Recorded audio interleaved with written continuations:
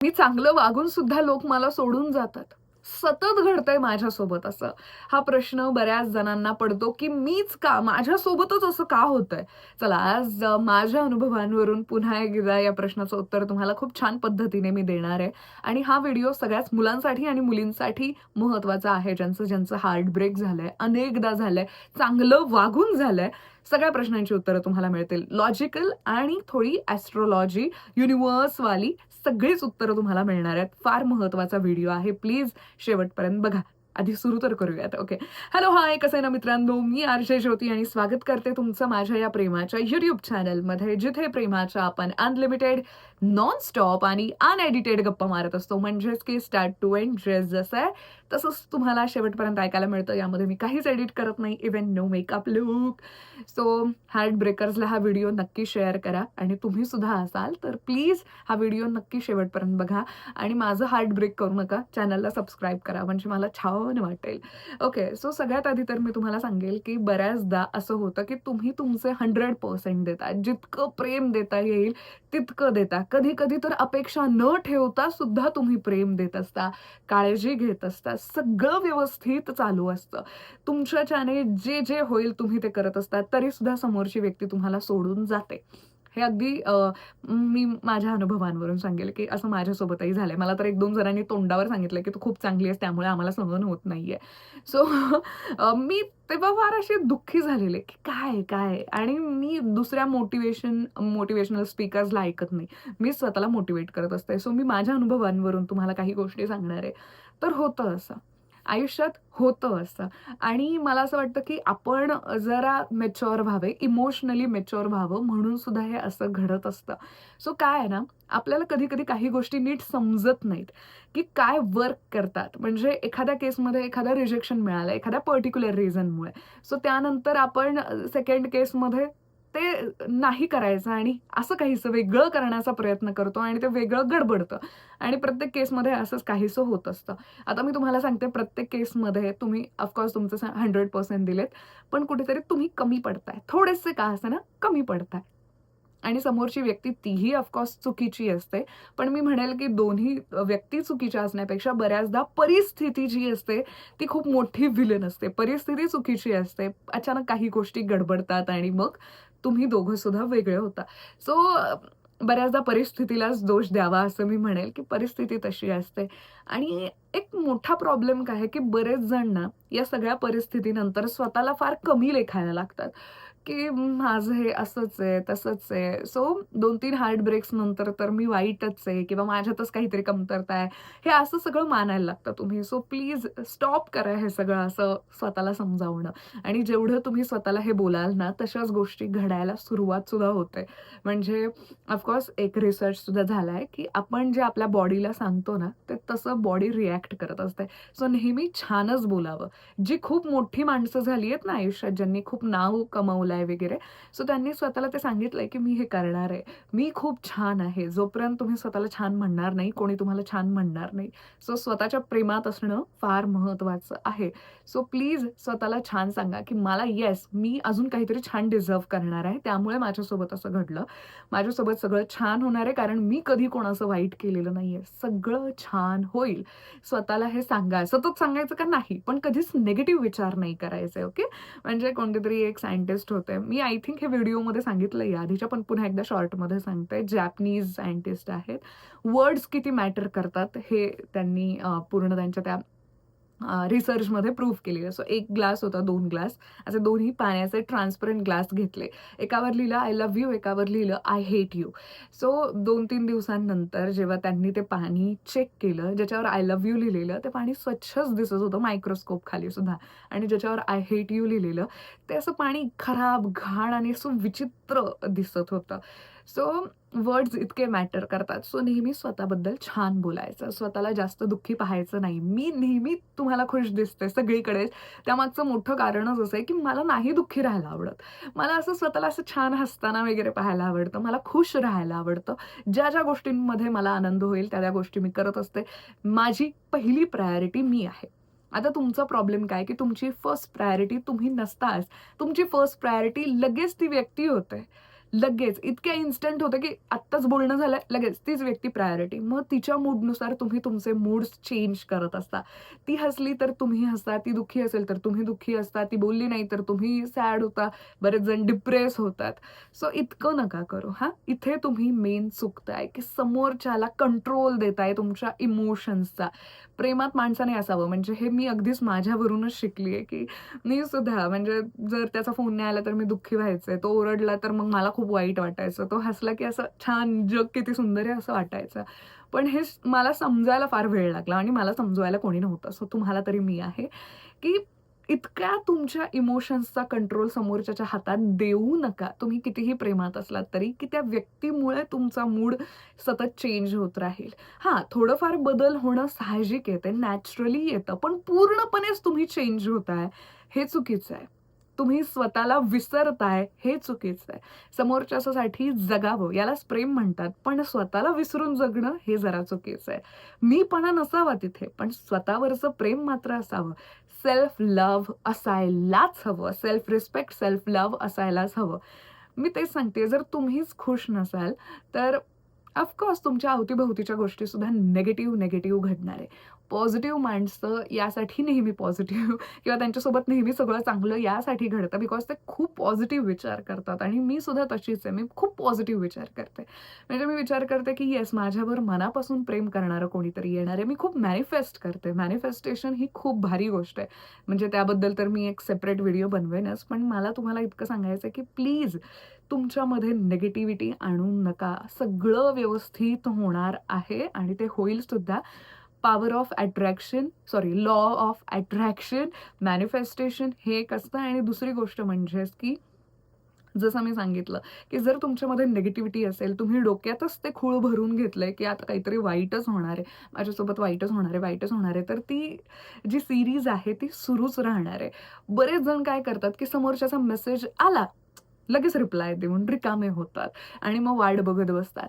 थोडंसं काहीतरी बोलली समोरची व्यक्ती चांगलं, तर त्याला प्रेम समजतात. लगेच त्याला प्रेम समजू नका. कारण मग जेव्हा तुम्ही त्या गोष्टीला प्रेम समजायला लागता ना, तुम्ही अटॅच होता, जाम अटॅच होता आणि समोरची व्यक्ती झालेली नसते आणि त्यामुळे तिला ते खूप असं घुसमटल्यासारखं वाटत असतं आणि मग ती तुमच्याशी थोडंसं रूडली वागते आणि मग तुम्हाला असं वाटतं, की मी माझे 100% देऊन सुद्धा ती व्यक्ती मला सोडून का गेली? कुठेतरी तुमची ही चूक आहे, जेणेकरून तुमच्यावरचं प्रेम नकोसं झालंय. बऱ्याच जणांचं असतं ना, काही वर्षांनंतर ब्रेकअप होतं, मग ती व्यक्ती सोडून जाते. तर कुठेतरी तुम्ही जे वागताय ना, ते समोरच्याला नकोसं वाटतंय, तुमचं जे काही वागणं असेल. सो मग तुम्हाला कंटाळून ती व्यक्ती दुसरीकडे जाते. कुठेतरी तुम्हीही कमी पडलात, हे मान्य तुम्ही करायला हवं आधी, की येस मी इथे-इथे कमी पडलो. मग वेळ न देणं, इग्नोर करणं झालं, व्हॉटेव्हर इट इज ओके. तुम्ही कुठेतरी कमी पडलात म्हणून तुमच्यापासून दूर जावसं वाटलं. कुठेतरी तुम्ही कमी पडलात. सो आधी एक्सेप्ट करायला शिका.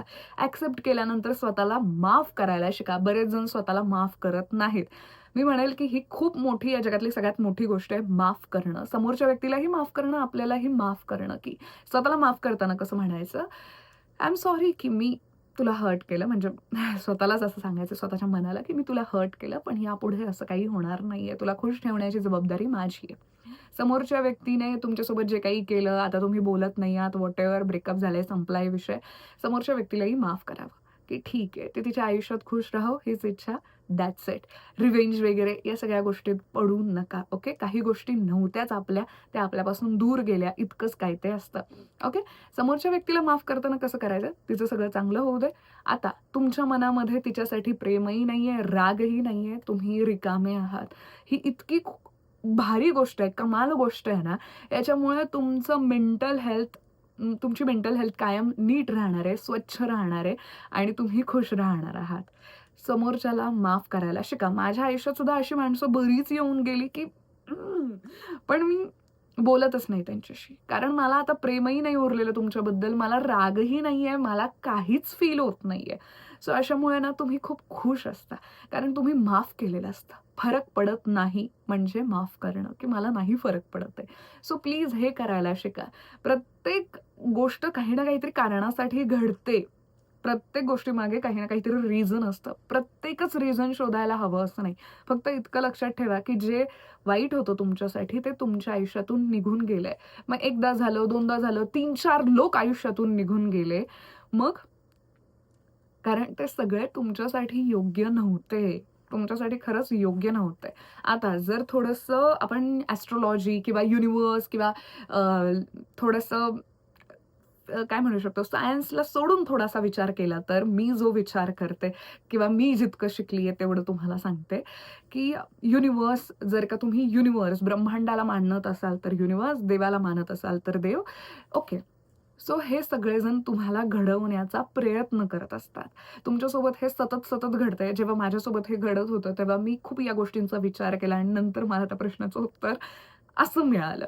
ते म्हणजे की हे सतत घडतंय बिकॉज अजून तुम्ही तितकेसे मॅच्युअर नाही झालात. तुम्ही असाल, बॉससुद्धा असाल कुठेही, कोणत्याही पोझिशनवर असाल मोठ्या, पण तुम्ही अजून तितकेसे इमोशनली एखाद्या व्यक्तीच्या बाबतीत तुम्ही मॅच्युअर झालेला नाही आहात. अजून तुमचं मन तितकंसं काय म्हणू शकतो, कठोर झालेलं नाहीये.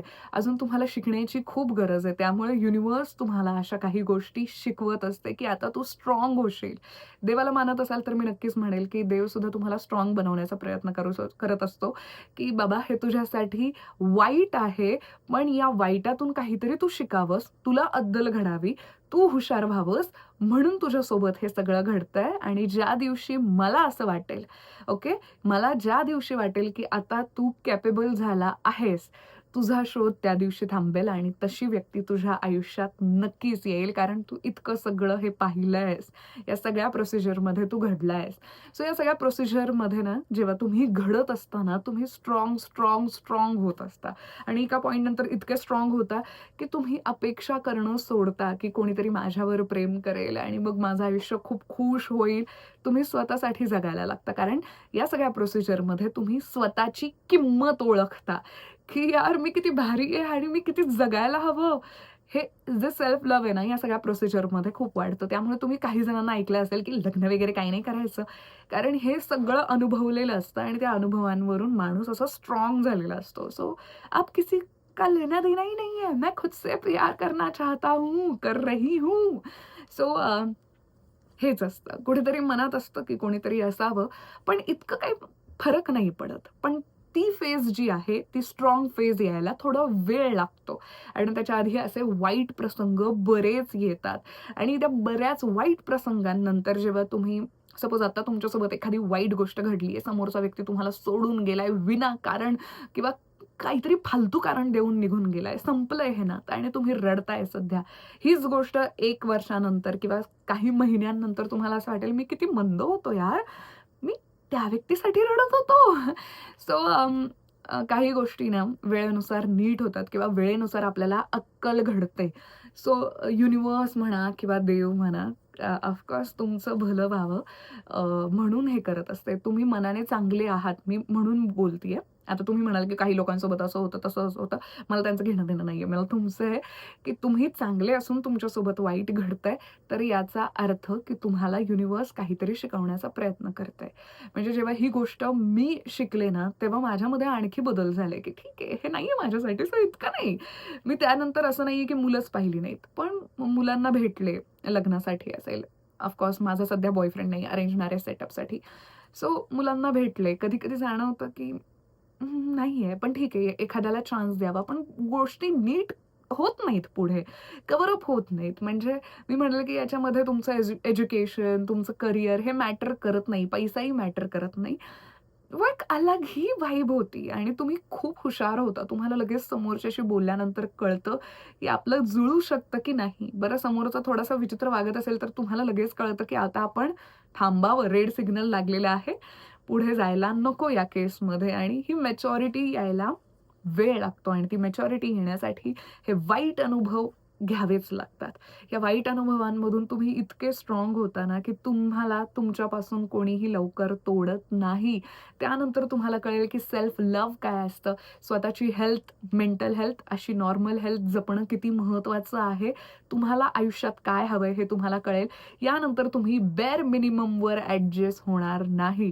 तुम्ही स्वतःसाठी चांगलाच विचार कराल, तुम्ही स्वतःचं चांगलं कराल, तुमच्या परिवाराचं, जगाचं कल्याण करण्यासाठी जितकं काही योगदान तुम्हाला देता येतंय, तेवढं तुम्ही कराल आणि त्यानंतर तुम्ही एक खुश माणूस व्हाल.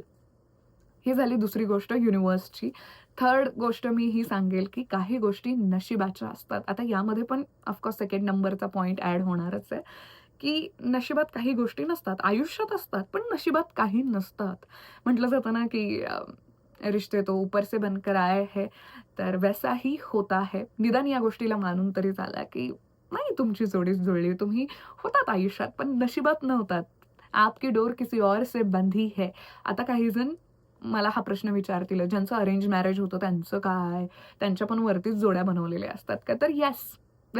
त्याही जोड्या वरतीच जुळवलेल्या असतात, की हे अशा पद्धतीने भेटणार आहेत. फॅमिली थ्रू यांचं मिलन होणार आहे किंवा फ्रेंड्स थ्रू यांचं मिलन होणार आहे. सोशल मीडिया साईट ने यांचं जुळणार आहे. कुठून तरी यांचं जुळणार आहे. मग हे असं घडतं म्हणजे प्रत्येक गोष्ट लिहिलेली असते. प्रत्येक गोष्ट लिहिलेली असते, की हे तुमच्यासोबत घडणार आहे आणि मी जसं तुम्हाला फर्स्ट पॉइंटमध्ये बोलले, की नेहमी स्वतःसाठी चांगला विचार करा, चांगला विचार करा. बिकॉज जेव्हा तुम्ही चांगला विचार करत असतात, यू नेव्हर नो वरून तथास्तु असं जर का म्हणाला देव, तर तुमच्या त्या सगळ्या गोष्टी पूर्ण होतील आणि जर त्याच निगेटिव्ह गोष्टी तुमच्या सुरू असतील, वरून तथास्तु आलं, तर झालं ना मग तुम्ही जे निगेटिव्ह विचार करतायत तेच तुमच्यासोबत होणार आहे. आता माझी आई एक वाक्य बोलते. मला असं वाटतं, की सगळेच मोठे लोक, आपली आई, आपले बाबा, आजी-आजोबा सगळेजण एक वाक्य बोलतच असतील, तुम्हालाही बोलत असतील आणि त्यामागे खरंच एक लॉजिक आहे. या पद्धतीने मला असं वाटतं ते म्हणजे, की वाईट बोलू नकोस, तोंडावर सरस्वती बसेल. सो त्यामागचं कारण असं, की तुम्ही काहीतरी वाईट बोललात आणि तेव्हाच तथास्तु आलं, की मग खराबच होणार आहे. त्यामुळे नेहमी चांगला विचार करायचा आणि चांगला विचार मनापासून करायचा, की माझं सगळं चांगलं होणार आहे बरं का. I deserve gold, I deserve best, bestest best जे काही वरचं आहे ते. सो जब अच्छा सोचोगे तब अच्छा होगा. जब बुरा सोचोगे बुरा ही होगा. बिकॉज ती निगेटिव्हिटी अशी फिरत, फिरत, फिरत, फिरत असते. हां, जेव्हा आपण खुश होऊन जेवण खातो ना, तेव्हा खूप छान वाटतं. दुःखात खाऊ ना त्याची चवसुद्धा बदलते. ते शरीराला लागतही नाही. शरीर इतकं स्मार्ट असतं ना, त्याला लगेच त्रास व्हायला लागतो काही ना काहीतरी. तुम्ही शरीराला त्रास दिला, तोही तुम्हाला रिप्लाय देतोच. सो या गोष्टी अशा असतात. नशिबाचा सुद्धा भाग असतो. सो कधी-कधी नशिबाला दोष देऊन टाकायचा, की ठीक आहे नशिबात नव्हतं, आता आगे बढो. तिथेच अडकून राहणं, रडत राहणं हा पर्याय नाहीये. गोष्टी घडून गेल्यात, स्टॉप इट. संपलाय आता तो विषय. पुढचं काय? ज्या गोष्टींमधून वाईट घडलंय काहीतरी, शिकायचं काहीतरी त्यातून, बास बाकी ती गोष्ट सोडून द्यायची. आगे बढो. मी नेहमी हा डायलॉग मारत असते. तो म्हणजे की प्रत्येक पावलावर ना काही ना काहीतरी असतं आपल्या, सरप्राइजेस असतात. जर तुम्ही पुढे पाऊल टाकलं तर ते सरप्राईज तुम्हाला मिळणार आहे. तुम्ही तिथेच अडकून राहिलात, मागे गेलात, मागे तर काहीच मिळणार नाहीये. मागे सगळे ते प्रॉब्लेम्सच आहेत. तिथेच थांबलात तरी काही मिळणार नाहीये. पाऊल पुढे टाकलत तर यू नेव्हर नो की उस किस्मत के ताले में कुछ भी हो सकता है. सो गोष्टी हील व्हायला थोडा वेळ द्या. आत्ता रडताय, रडा. काही प्रॉब्लेम नाहीये. थोडा वेळ रडायचं, पण थोड्या वेळानंतर मात्र जे झालं ते झालं. Accept it. मूव्ह ऑन म्हणण्यापेक्षाही मी मी शब्द यूज करेन ॲक्सेप्ट करणं फार महत्त्वाचं असतं. जेव्हा कोणतीही गोष्ट तुम्ही ॲक्सेप्ट करता, तेव्हा ती छान वर्क करते. Accept it. की हे बाबा असं आहे, ॲक्सेप्ट इट. मग पुढे काय? त्याला आणखी कसं सुंदर बनवता येईल याच्यासाठी प्रयत्न करा. आता जसं की ॲक्सेप्ट करा. बऱ्याच जणांना कलरवरून खूप असतं, की माझा रंग जसा आहे. मी सुद्धा ॲक्सेप्ट केलंय, की मी अशा या रंगाची आहे, पण या रंगाला आणखी सुंदर कसं बनवता येईल? मी काय-काय स्वतःला छान बनवण्यासाठी करेल, या सगळ्या गोष्टींकडे मी काम करत असते आणि मी पुढे जात असते. सो प्रत्येक गोष्टीवर काम करायला शिका तुम्ही. होईल सगळं नीट. पण अडकून राहणं, दुःखी-दुःखी राहणं हा पर्याय नाहीये. जो हो गया सो हो गया, आने वाले दिनों के बारे में सोचो. लगेच फ्युचरची अति चिंता करायची गरज नाहीये, पण प्रत्येक क्षण जगता आला पाहिजे. मी एक लाईन खूप जास्त मनापासून फॉलो करते. मला आठवतही नाहीये मी ती कुठे वाचली आहे, की मी 1 मिनिट दुःखी राहिले म्हणजे मी माझे आनंदाचे 60 सेकंद वाया घालवलेत. सो त्यामुळे नेहमीच तुम्ही मला खुश बघता बिकॉज माझं माझ्यावर इतकं प्रेम आहे, की मी स्वतःला दुःखी पाहू शकत नाही कोणत्याही मुलामुळे. तुमचंही तसंच असलं पाहिजे, की प्रेम ना तुम्हाला कधीच त्रास देत नाही. प्रेम तुम्हाला कायम हिंमत देत असतं. तुम्हाला आनंदी ठेवण्याचा प्रयत्न करत असतं. सो जिथे तुम्हाला त्रास होत असेल, कन्फ्युजन होत असेल, तर ते प्रेम नाहीये. काही गोष्टींना लगेच प्रेम म्हणायची गरज नाहीये. हां, आणि एखादी व्यक्ती सोडून गेली, नशिबात नव्हती म्हणायचं आणि पुढे जायचं. हे अगदी 100 वेळा जरी घडलं, तोपर्यंतही तुम्ही मॅच्युअर झाला नाहीत, असं युनिव्हर्सला किंवा देवाला वाटलं. तुमच्यासोबत ते घडणार आहे. ज्या दिवशी असं वाटेल, की बास याच्या परीक्षा संपल्यात आणि हा आता चांगल्या गुणांनी पास झालाय, त्यानंतर बघा जो चमत्कार होईल, चमत्कार नाही मी म्हणणार, हे खऱ्यानेच घडेल. तुमच्या आयुष्यात खूप सुंदर बदल होतील. सो स्वतःसाठी चांगलं चिंता, इतरांसाठीही चांगलं चिंता, स्वतःवर काम करा आणि काही गोष्टी ॲक्सेप्ट करायला शिका आणि या सगळ्या प्रोसिजरमध्ये निगेटिव्हिटी दूर करण्यामध्ये प्लीज निगेटिव्ह लोकांपासून सुद्धा दूर राहा, ओके? निगेटिव्ह सतत वाईट बोलत असतील, अशी माणसं तुम्हाला आणखी निगेटिव्हिटी देणार आहेत. त्यामुळे मला म्हणायचंय, की लोक निगेटिव्ह जरी असू देत, माझं असं आहे पर्सनली, लोक निगेटिव्ह असू देत, मी पॉझिटिव्ह आहे ना, मी माझी पॉझिटिव्हिटी पसरेन. पॉझिटिव्ह करून टाकेन मी सगळं. सो पॉझिटिव्ह रहो, दिल से, अंदर से पॉझिटिव्ह रहो. ओके, सगळं छान होणार आहे. हे बिघडलंय ना, आपण पुढे नीट करू शकतो ना. आणि तुम्हाला सांगते, नेहमीच कोणताही व्यक्ती असा नाहीये या जगात, की ज्याच्यासोबत सगळंच छान होतंय. मी खुश आहे, पण माझ्यासोबत सगळंच छान होतंय असं नाही. पण मी काही वाईट घडलं तर इतका नाही विचार करत. मी थोडा वेळ काय यार काय झालं? इतकंच काय ते बोलते आणि ते सोडून देते. बिकॉज़ वो चीज़ हो गई है. भूल जाओ उसे. आगे क्या है वो सोचो. है ना? प्रत्येक गोष्टीमध्ये प्रगती कशी करता येईल याचा विचार करा. तुम्हाला कोणीतरी सोडून गेलंय म्हणून रडत बसू नका किंवा बदला घेणं हा तर खूप बालिशपणा आहे. प्लीज ते बंद करा. बऱ्याच जणांना प्रेम काय, अट्रॅक्शन काय, काहीच समजत नसतं. म्हणून त्यांच्यासाठी तो डायलॉग मारला, की "प्यार आपको ताकत देता है, कमजोर नहीं बनाता." तो तुम्हाला नेहमीच काहीतरी स्पेशल ट्रीटमेंट देत असतो. व्हिडिओ आता फार मोठा झालाय, त्यामुळे इतकं सांगेल, की इट्स ओके, जो होता है अच्छे के लिए होता है, असं स्वतःला सांगा. कारण टाईमनुसार या गोष्टी हील होतात. स्वतःला त्रास द्यायचा नाही, दोष द्यायचा नाही. बाकी खुश रहा, मस्त रहा. तुम्हाला कोणत्या विषयावर व्हिडिओ हवाय मला नक्की कमेंट्समध्ये कळवा. मी नक्की व्हिडिओ बनवेन. बाकी आय लव्ह यू. बाय.